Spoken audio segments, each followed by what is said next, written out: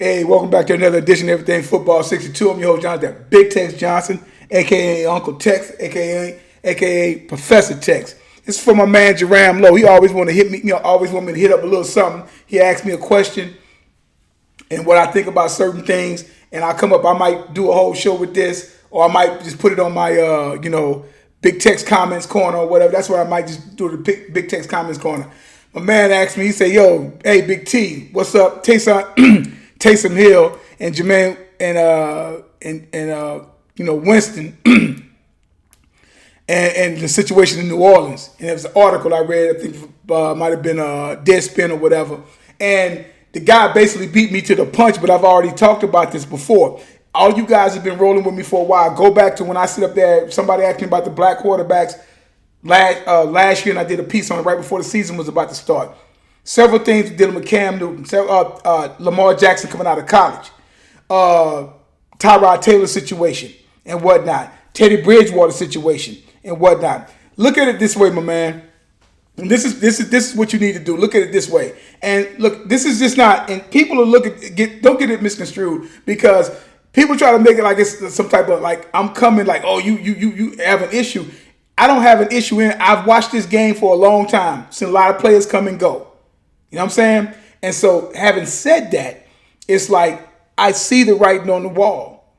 You know what I'm saying? I see the writing on the wall. Look at it this way. Remember last year when Drew Brees got hurt and missed 5 games, right? Teddy Bridgewater went 5-0.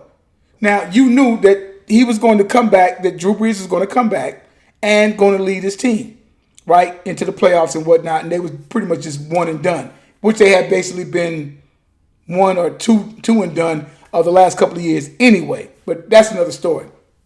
So, and Bridgewater, I don't know if he asked to want to test free agent market out or anything like that. They ended up sending him to Carolina, which is fine if that's what he wanted to do.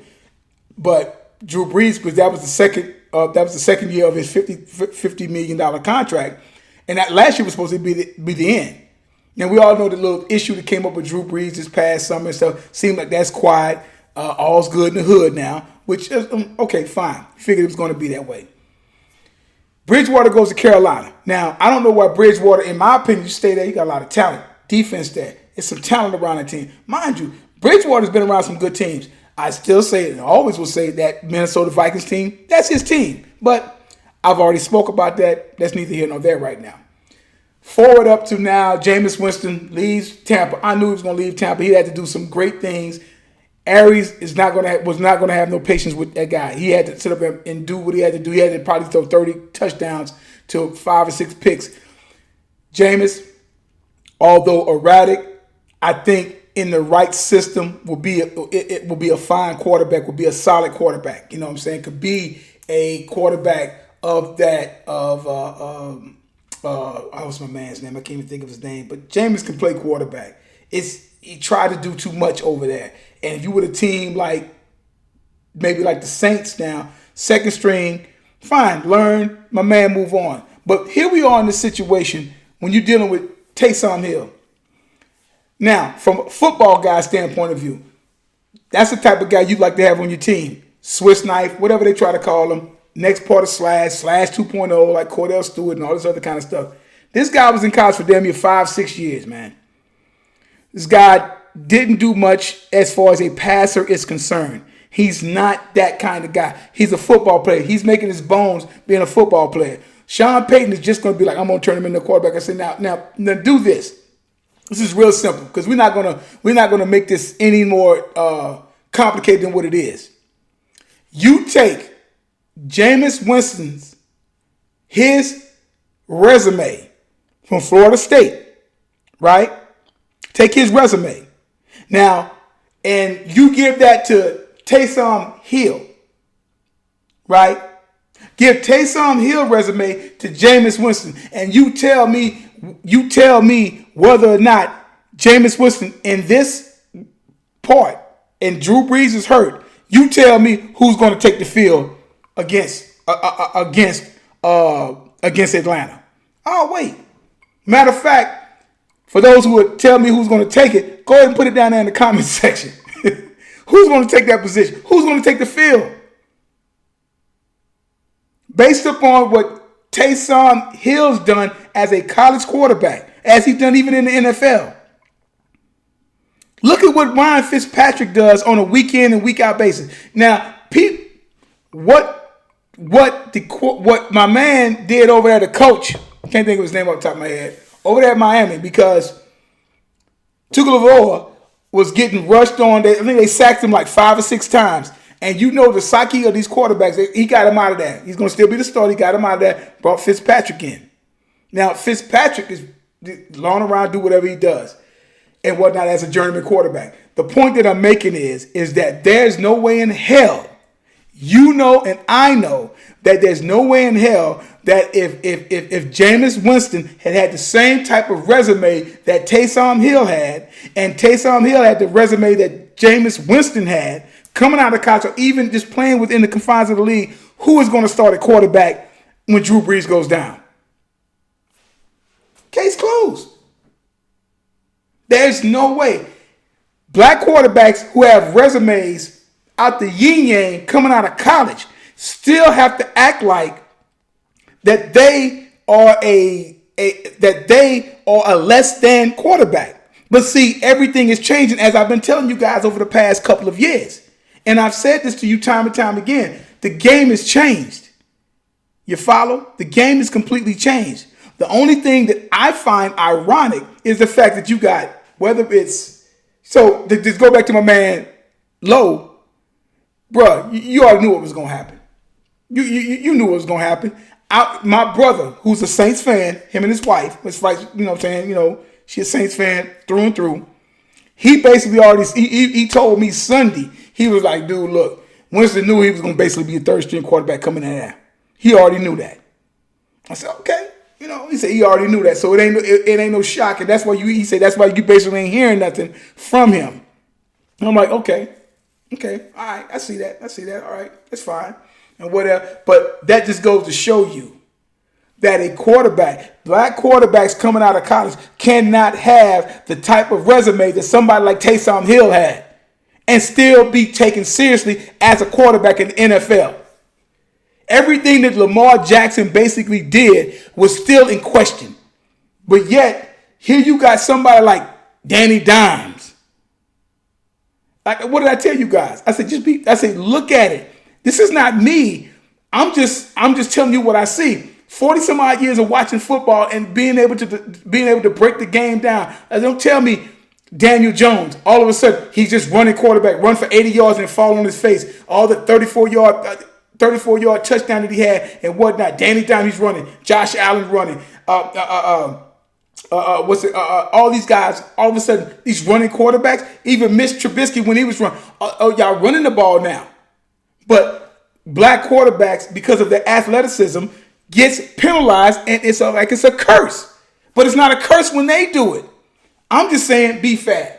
But I already see what Sean Payton's doing. And if anybody don't see what Sean Payton, you can call me what you want to call me. But I see what Sean Payton is doing. Why you don't sit up there? Because you know Breeze can't continue to keep playing. And he has not had the most stellar playoff run in the past 3 years. But you bring him in there. Now, Taysom Hill has put that ball on the ground quite a few times. Right? But we'll see what happens with Denver, because Denver was giving Tagovailoa hell with that pass rush. They've improved a little bit. We'll see what happens. But if you think you're going to win with Tyson, I like to see it. We'll see it. We'll see. But this is what I'm talking about. This is nothing new. There is no way a quarterback with the type of resume that Jameis Winston has, even in the NFL, he threw 30 touchdowns and he threw 31, 32 picks, fine, or whatever. He has moments where he can get it done. If he's in a position where he's probably better coached than what I'm like, he's looking over his shoulder dealing with that of Bruce Arians. He's looking over his shoulder dealing with that guy.